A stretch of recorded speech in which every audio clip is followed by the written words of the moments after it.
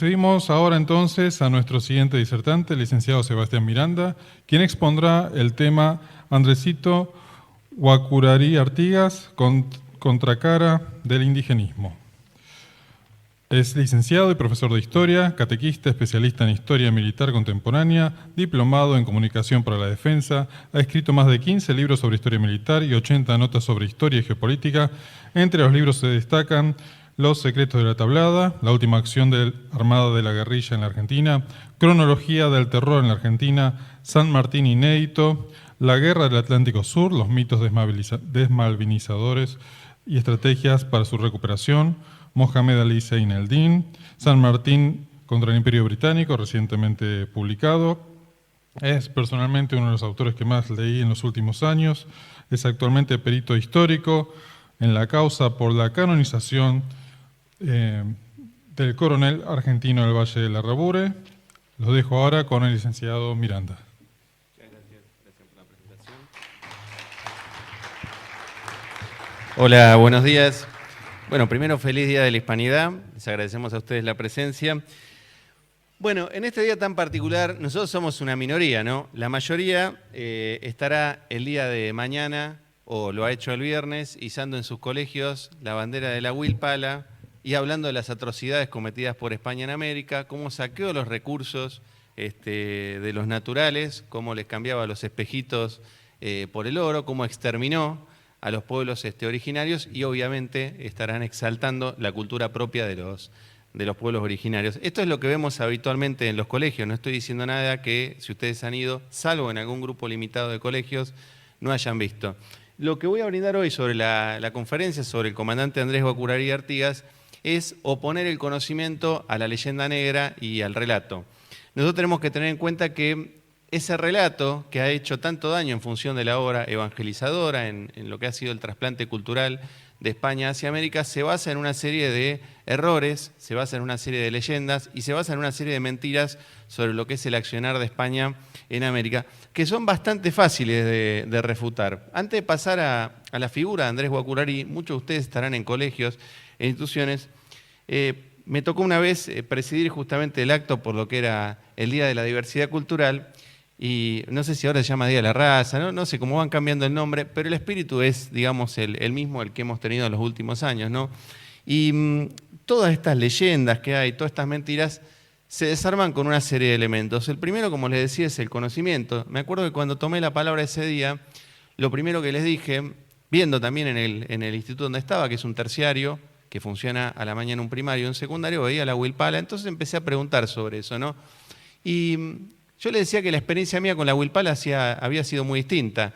Cuando hicimos 9 campañas solidarias en el norte, llegamos los 25 de mayo a Humahuaca y veíamos los chiquitos disfrazados con la ropa típica de época, que se le caían las lágrimas cuando izaban la bandera argentina en la plaza central, que rezan cuando comienzan antes de comer y que rezan cuando terminan de comer. Entonces, la versión que nosotros tenemos sobre lo que son los pueblos originarios acá es la que nos traen distintos tipos de personajes, ¿no? Primero, justamente, muchas de las personas de clase media que están en barrios como Palermo, Belgrano, Recoleta, que son esos originarios que hacen esa guerra cultural desde sus iPhone 5 y tienen como obra social OSDE. Entonces, muy originarios no son. La otra beta que ha transmitido esto, ¿quiénes son? Y los marxistas, que nos hablan de pueblos originarios con una ideología inspirada en un pensador alemán, en pensadores rusos, en pensadores chinos. Una cosa que no tiene ningún tipo de asidero. Entonces, cuando les preguntaba a los alumnos sobre el tema de la diversidad cultural, les decía, yo no entiendo por qué la Huilpala representa la diversidad cultural cuando en la zona donde estamos, en ese caso es Liniers, yo no veo muchos indígenas por esta zona, discúlpenme, por ahí los veo en Jujuy, los veo en Misiones, en otras zonas, pero acá no. Entonces, haciéndolos razonar un poco, porque ellos son víctimas de este proceso de información, le decía, bueno, ¿cuántos tenemos de apellido de origen español? ¿Cuántos tenemos de apellido italiano? Les ponía el ejemplo del barrio de Palermo donde vivo, donde hay colombianos, venezolanos, chinos, rusos, estamos cerca de la mezquita, hay católicos, hay una mezcla. Entonces, en conclusión, yo le decía, miren, en definitiva la diversidad es esto. Lo que une las diferentes culturas que hay dentro de la cultura argentina es la bandera nacional, inspirado justamente en los colores del manto de la Virgen. Hecha esta reflexión, pasamos a poner un ejemplo de lo que yo les quiero comentar hoy como contracara del indigenismo. Hoy justamente los grupos que más fomentan el indigenismo son los grupos secesionistas en el sur, que también, defendiendo esa cultura originaria, tienen su sede central en Londres. ¿Sí? Lo que nos habla justamente de lo que es la tendencia de estos grupos al separatismo y al secesionismo, y ya sabemos, ¿no? Como decía el general San Martín, yo soy como esas mulas chúcaras que orejean al menor ruido y estoy sobre el quién vive de todo lo que viene de Inglaterra. Cuando hay algo malo, algo demoníaco, algo mal parido, generalmente viene de Gran Bretaña. Eso no tengamos duda, es una certeza prácticamente que los historiadores la conocemos y la podemos demostrar. Andrés Guacurarí Artigas es una figura poco conocida. Cuando yo estaba preparando un libro que se llama justamente Andrés Guacurarí Artigas, caudillo guaraní, defensor de la soberanía nacional, algunos me decían, che, pero lo de Andrés es un mito.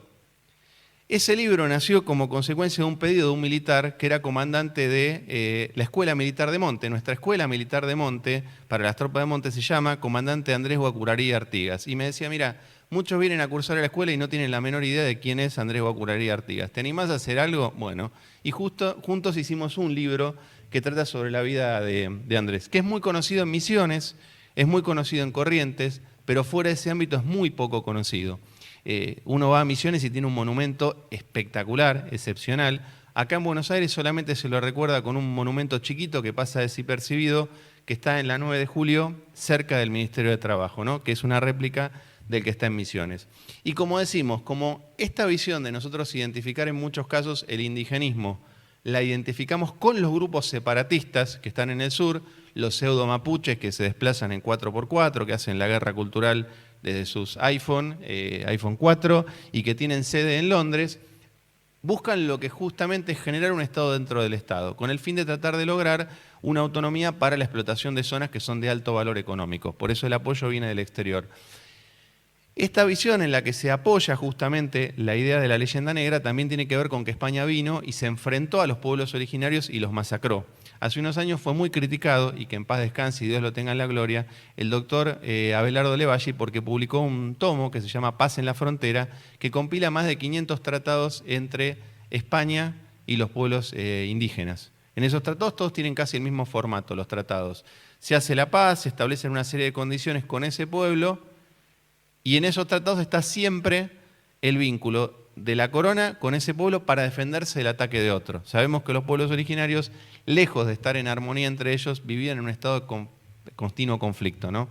No vamos a poner el ejemplo de México, que quizás es uno de los más marcados. Y Andrés justamente representó lo contrario al choque con la corona, lo contrario al grupo indígena visto como secesionista, sino que representó la defensa de nuestra frontera. Hoy en día, si la Mesopotamia pertenece a la Argentina, es gracias a la figura de Andrés Guacurarí y Artigas, que ya nos está diciendo algo con su nombre, con su nombre y con su apellido. Para ubicarlo a Andrés,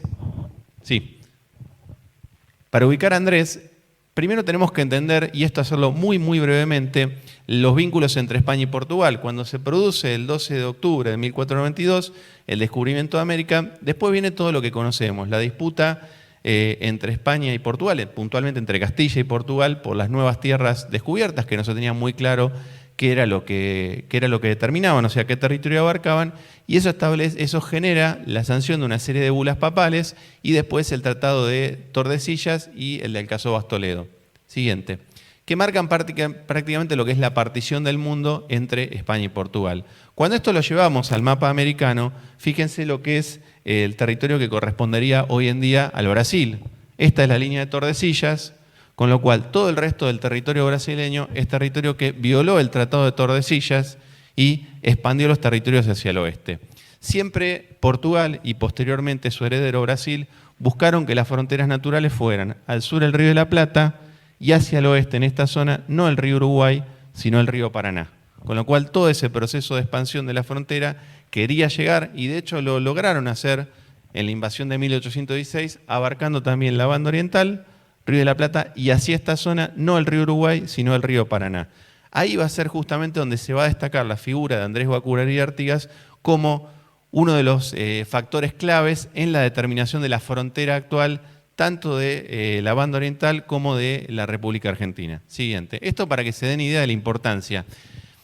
En toda esta zona de Corrientes y de Misiones, gracias a la obra fundamentalmente de los jesuitas, se van a establecer una serie de misiones que van a marcar este territorio. Estas son las famosas 7 misiones orientales que van a ser finalmente ocupadas por el Brasil, que va a intentar recuperarlas Andrés, que de hecho las va a recuperar durante un tiempo, y que después van a ser una de las condiciones de la traición de José Justo de Urquiza para la alianza con el Brasil, que van a llevar a esa gran derrota de la nacionalidad argentina e hispanoamericana, que fue la gran tragedia que representó la caída de Rosas en Caseros. Estas son las famosas 7 misiones orientales. Después toda esta zona va a ser la zona de actuación de Andrés Guacuраrí. Adelante. Eso para que nos ubiquemos en el marco geográfico. Andrés, ¿dónde lo ubicamos? En 1790 naciendo en San Borja o Santo Tomé. Algunos, en ese momento era territorio de España, algunos lo ubican del lado, digamos, argentino y otros lo que actualmente es el lado brasileño. Lo van a formar sacerdotes en Montevideo. Si bien los jesuitas habían sido expulsados, la influencia de la formación jesuita va a ser muy, muy marcada en el caso de Andrés. Esto tenemos distintos testimonios sobre eso. Y creemos que alrededor de 1811, algunos lo ubican un poquito antes, otros ya 1811, lo va a conocer a José Gervasio Artigas. Como él era huérfano de padre, Artigas ve las condiciones de él y prácticamente lo adopta como hijo. Y ahí él, a su apellido de origen guaraní, que es Guacuраrí, le agrega, en reconocimiento a su padre adoptivo, el de Artigas, que representa, por eso lo elijo también como figura, la fusión entre lo indígena y lo criollo, ese mestizaje que tanto caracterizó a la obra y al espíritu hispánico en América. Ya un poquito antes él ya se había unido al proceso revolucionario que se inicia en mayo de 1810 en Buenos Aires. Así que lo vamos a vincular a esa fusión entre lo criollo y lo indígena, al proceso revolucionario y lo que nos interesa a nosotros fundamentalmente, a la defensa de las fronteras. Adelante.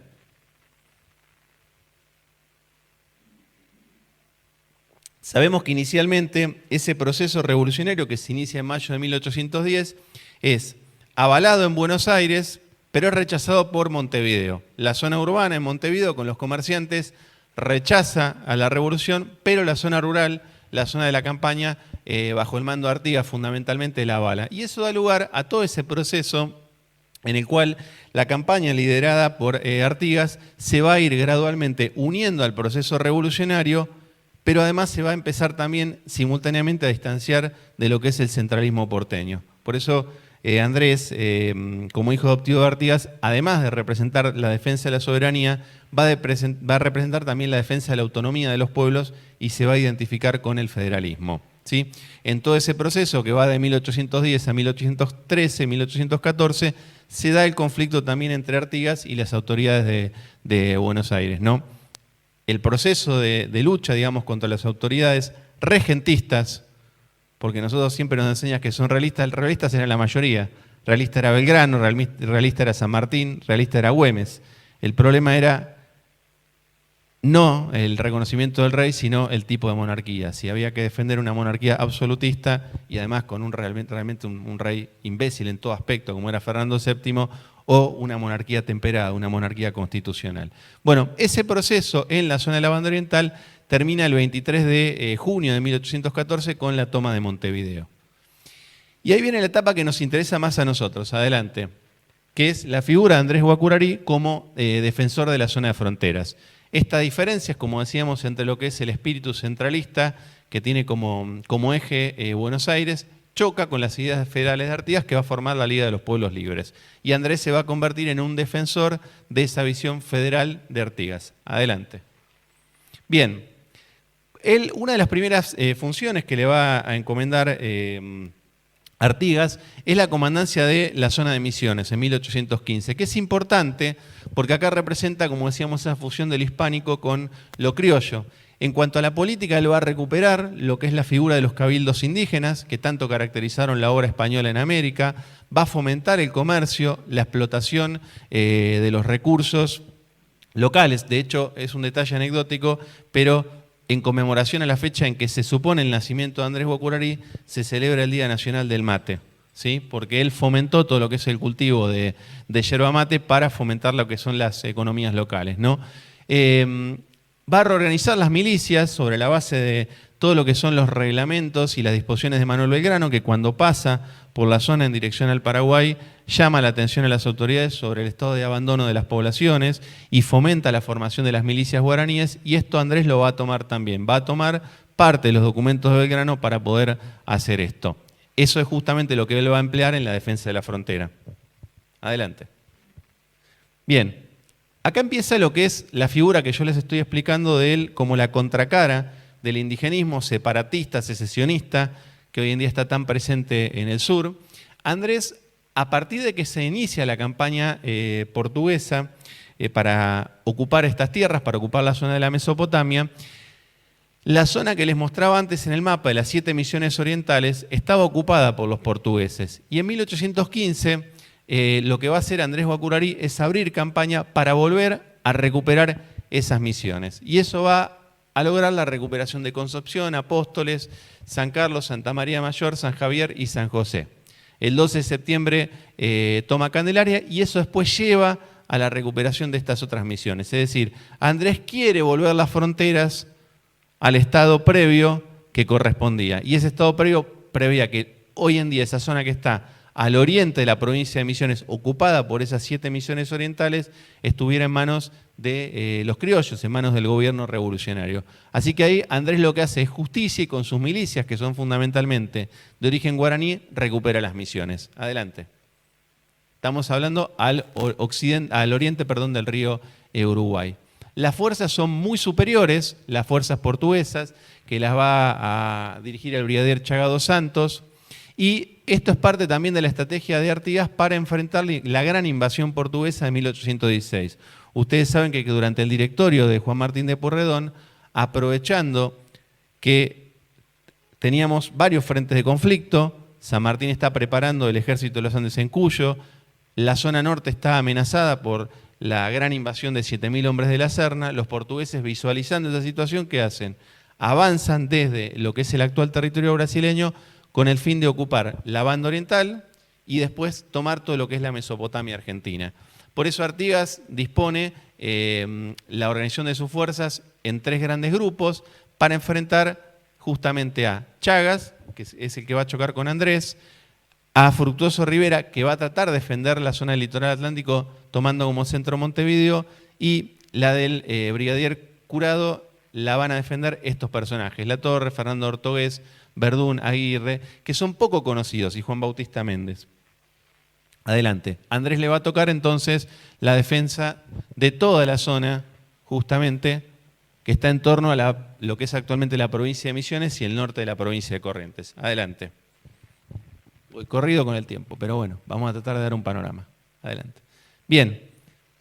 Fíjense lo que le dice Andrés cuando va reclutando a la gente. Él, mientras avanzaba, iba aumentando sus contingentes y mandaba a un emisario que les decía esto a los pueblos guaraníes. Acordados de aquel famoso pasaje de la Sagrada Escritura en el que se dice que Moisés y Aarón libertaron al pueblo de Israel de la tiranía del faraón. Así yo, siguiendo este apreciable ejemplo, he tomado mis medidas para este mismo fin, de las cuales una es dar comisión al capitán ciudadano Miguel Antonio Curaeté, para que, como representante mío, corra a los mencionados pueblos haciéndoles entender mis ideas y lo sagrado de la causa que defendemos, y para la que estoy pronto, con todas mis tropas, a derramar las últimas gotas de sangre, si ofrece como también de juntar todos los naturales para que los portugueses no los arreen para adentro, debiendo reunirse con él todos los que, penetrados de la dulce voz de la libertad que os llama, quieran seguir el pabellón de la patria. Él se entrenará conmigo. Ea pues, compaisanos míos, levantad el sagrado grito de la libertad, destruid la tiranía y gustad del deleitable néctar que os ofrezco con las venas del corazón, que lo traigo deshecho por vuestro amor. Cuando uno lee esta proclama, se ve, sobre todo en la primera parte, la influencia de la formación religiosa. Cuando uno lee la segunda parte, se nota perfectamente la fusión entre lo hispánico y lo criollo, en defensa de la frontera y no justamente para secesionar la frontera, como hoy se identifica el indigenismo, especialmente en el sur. Adelante. Bien, este va a ser el teatro de operaciones entre 1816 y 1817. Estas son las misiones orientales que va originalmente a lograr recuperar Andrés Guacuраrí, y los portugueses con Chagas van a avanzar hacia esta zona, cruzando el río Uruguay, tratar de tomar toda esta zona. Bien, y ahí va a ser el escenario de los combates y de la figura de Andrés como defensor de la soberanía nacional. Adelante. Bien, estos son algunos datos concretos, ¿sí? Andrés emprende la ofensiva sobre el territorio portugués, que en realidad era territorio originalmente castellano. Se van a liberar una serie de combates, adelante, que son favorables a las armas de Andrés. Se libra el combate de San Borja, que resulta negativo para las fuerzas de Andrés Guacuраrí. Es tomado entre dos fuegos y eso lo obliga a retirarse. Eso es lo que hace que el brigadier Chagas avance ahora sí sobre territorio al occidente del río Uruguay. Si esta operación hubiera tenido éxito, hoy en día la provincia de Misiones y Las Corrientes estarían bajo el ejido de Brasil. Adelante. ¿Sí? Mientras tanto, también Artigas va a recibir una serie de reveses en el territorio oriental que van a llevar a la toma de la ciudad de Montevideo, ¿sí? Y acá es donde se da toda esta etapa que da lugar también a una serie de controversias en torno a la documentación que hay sobre la figura de San Martín, porque los portugueses directamente arrasan toda esta serie de pueblos que formaban las misiones en la provincia de Misiones y en la provincia de Corrientes. Por eso parte de la documentación existente sobre San Martín se ha perdido. Antes de la existencia de los registros civiles, la documentación, acuérdense, que se guardaba en las parroquias. Entonces, estos poblados, la ofensiva de Chagas directamente lo que plantea es la destrucción y la quema directamente de los cimientos, hasta los cimientos de los poblados, de tal forma que los guaraníes no representen una amenaza para ese proceso de expansión portuguesa y posteriormente brasileña. En toda esta etapa, Andrés, como está en inferioridad de condiciones, va a librar una guerra de guerrillas para tratar de retardar la acción de los portugueses, pero estos igual van a seguir avanzando. Y va a haber durante un tiempo en el cual, literalmente, lo que es hoy en día parte de la provincia de Misiones y parte de la provincia de Corrientes, aparte de la banda oriental, obviamente, que era parte de las Provincias Unidas en Sudamérica. Acordémonos que en la Declaración de Independencia no dice del Río de la Plata, no dice otra cosa, dice las Provincias Unidas en Sudamérica, mostrando lo que es el verdadero ideal americanista de nuestros próceres. Adelante. Entonces, acá hay una etapa de avance de los portugueses. Y acá viene la batalla decisiva, el 2 de julio de 1817, cuando hay un monumento muy importante en Apóstoles, se produce el enfrentamiento. El enfrentamiento tiene como, digamos, como centro primero las afueras de Apóstoles y después la iglesia y el colegio. Los guaraníes van a ser rodeados y cuando los portugueses están a punto de lanzar el asalto final, llega la tropa de refuerzo al mando de Andresito, ataca a los portugueses que son tomados entre dos fuegos y los obliga a retirarse. Y ahí empieza una persecución que los va a llevar de vuelta al otro lado, a la margen oriental del río Uruguay. Adelante. ¿Sí? Este es el monumento que está en Apóstoles, que uno por ahí pasa por Apóstoles y ni le presta atención. Acá la cantidad de placas hay que reducirla porque tenemos apenas media horita, un poco menos, para presentarlo. Pero cuando uno va siguiendo, si uno se toma le toma el gusto hacer ese turismo de agarrar el auto y ir recorriendo localidad por localidad, está lleno de murales, de monumentos, de referencias en Corrientes y en Misiones, especialmente a la figura de Andrés Guacuраrí. Acá también, consecuencia de la historiografía que ha predominado, que ha sido la centralista, la porteña, la de raigambre unitaria, Andrés, al igual que el resto de los caudillos, al igual que el resto de las figuras del federalismo, ha sido denostada, ignorada y, si es posible, ocultada. Y por eso acá, vuelvo a insistir, cuando uno plantea la idea de Andrés, la mayoría le dicen, bueno, es un mito, es un cuento, es esos inventos que hacen como para fomentar el mini turismo de fin de semana, ¿no? Pero no, no es así. Cuando uno recorre estos pueblos, esa imagen está muy presente. Adelante. Bien. Se va a producir otro combate maya en 1818, que es el de San Carlos. ¿Sí? Acá directamente hay en el pueblo de San Carlos, lo que era la antigua misión, el asedio portugués en un momento vuelve a concentrar a los guaraníes en una serie de construcciones en el centro del pueblo y lamentablemente, como consecuencia de un incendio, una chispa que llega al polvorín, hace estallar el polvorín y esto produce la mayor parte de los muertos en San Carlos.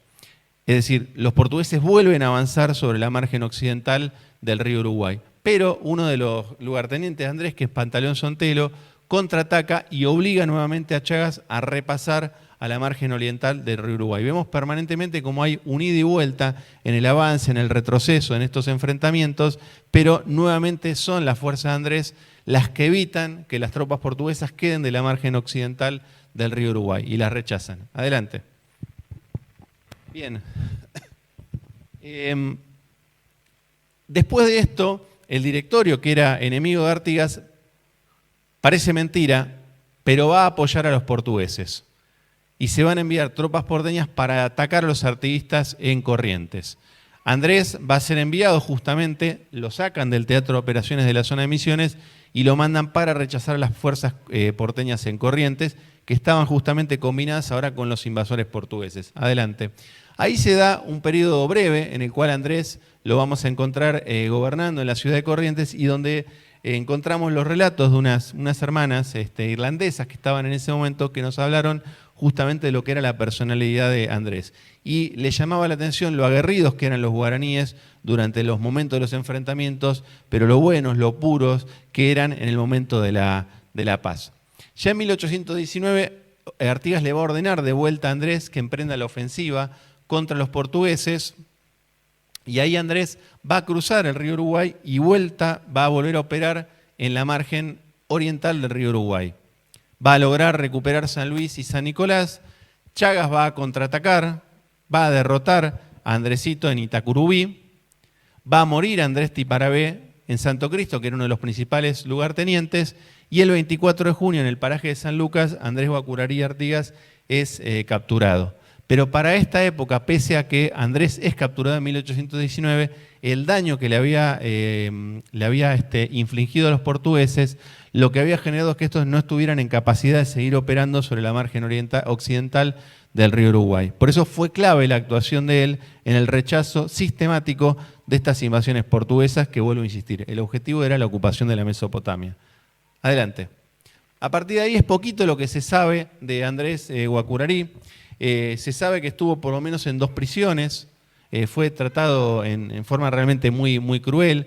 Hay unas cartas que se conservan, especialmente esta última, la del 4 de mayo, al conde de la Casa de Flores, que era el representante español en Montevideo, en el cual él dice que estaba prácticamente desnudo, sin asistencia, pero que quería volver a su tierra. Permanentemente pide apoyo para hacer esto, quería volver a su tierra original. Después de eso se sabe que en un momento a él lo liberan, que tiene una pelea con unos marinos británicos, que lo vuelven a encarcelar y después que muere. Pero no se sabe la fecha en que murió, ni tampoco dónde está su tumba. Así que murió muy lejos de sus afectos, muy lejos de su esposa, muy lejos de sus hijos. Y está en lo que es tierra brasileña, pero no sabemos dónde. Después, bueno, ya los brasileños y portugueses van a reemprender la ofensiva, van a arrasar con el ejército de Artigas en Tacuarembó, y ya a partir del 5 de septiembre encontramos este proceso tan doloroso que es el cruce con algunos pocos hombres leales de Artigas hacia el Paraguay, hacia el exilio, donde ya no va a poder volver a su tierra natal. Adelante. Bien, esto marca entonces el fin de la historia de Andrés Guacurarí Artigas. ¿Por qué hoy, cuando me pidió el coronel mayor que presentara una temática sobre la cuestión que tiene que ver con la hispanidad para el día de hoy, elegí la de Andrés? Primero porque es una figura que me impresionó a partir de que me encargaran este trabajo de escribir junto con el coronel Verón Rodríguez el libro sobre él. Tampoco tenía idea que nuestra escuela de tropas de monte tenía ese nombre. Y el razonamiento vino por este lado, por lo que les comenté desde que comenzó la exposición, que todo lo que es la leyenda negra, que lamentablemente ha envenenado tanto las mentes de las generaciones actuales, y lo va a seguir haciendo porque el lobby a favor de esa leyenda negra ya es muy antiguo. Además, se originó, como sabemos, por los holandeses y por los británicos, lo vemos presente permanentemente en los colegios, parte de un error y también de una generalización. Vuelvo a insistir que entre la mayor parte de la gente, cuando uno le pregunta sobre una fecha como hoy, dice que España vino a robar el oro y vino a exterminar a los indígenas. Obviamente que hubo gente que hizo las cosas mal, no tengamos duda, no vayamos tampoco a la leyenda roja, pero dentro de esos pilares tenemos que entender que el vínculo que hubo entre España y los llamados pueblos originarios o pueblos indígenas no fue uniforme, en absoluto. Con algunos pueblos fue de choque muy violento, y de hecho llevó también incluso hasta la desaparición de esos pueblos, y en otros fue de alianza. A mí me abrió mucho la mente cuando pude leer este libro de Abelardo Levalli, que es un investigador, fue un investigador muy destacado de la Universidad de El Salvador, y él fue muy combatido en su momento por este libro, pero ¿qué hace? Recopila en un tomo todos los tratados que él encontró entre los españoles y los indígenas. Y ahí uno ve claramente, no sobre la base de la leyenda, sobre la base del mito, sino sobre la base de los documentos, que permanentemente la política española con respecto a los pueblos originarios de América o pueblos indígenas se basó en la alianza y en el enfrentamiento. Muy lejos, en el caso de los guaraníes, de ser el elemento disgregador, de ser elemento separatista o secesionista, el pueblo guaraní fue la masa de la tropa que empleó España en la lucha en este sector de lo que fue la América hispana. La masa de los combatientes que operaron en la banda oriental para recuperar y perder tantas veces por la diplomacia la colonia del Sacramento fueron las milicias guaraníes. Muchos de los defensores del territorio oriental fueron las milicias guaraníes. No me quise remontar, sería ideal para otra exposición tratar el peso de la completamente ignorada batalla de Bororé en 1641, que cuando los portugueses empiezan a correr esa línea de Tordesillas que veíamos al comienzo, lo que frena ese proceso de expansión es la batalla de Bororé en 1641, en la cual es derrotada una fuerza portuguesa equivalente al tamaño del ejército de los Andes. Y eso es lo que hace que hoy en día la frontera que nosotros tenemos con lo que es el Brasil, y también en el caso de la banda oriental, sea el río Uruguay y no sea directamente el río Paraná, porque las malocas fueron corriendo paulatinamente la frontera hacia el oeste. Andrés Guacurarí y Artigas, ya en la etapa en la cual comenzamos el proceso de autonomía y posteriormente de independencia, representa justamente la visión contraria al indigenismo. Frente a un indigenismo que lo que busca es crear un Estado dentro del Estado, busca separar, busca secesionar, la figura del pueblo guaraní, la figura de Andrés Guacurarí y Artigas se levantan como justamente como el indígena que logra ese mestizaje con el criollo, logra como ese mestizaje con el español y representa la defensa de la frontera y la defensa de la soberanía. El pedido de hoy, como lo venimos haciendo en muchos casos, es que no nos cambien la historia, que no las modifiquen, que no nos sigan mintiendo. Para defender eso hacen falta 3 cosas. El conocimiento, hoy he tratado de aportar unos minutos de conocimiento, la pasión y, usando una palabra bien hispana, los cojones. Gracias.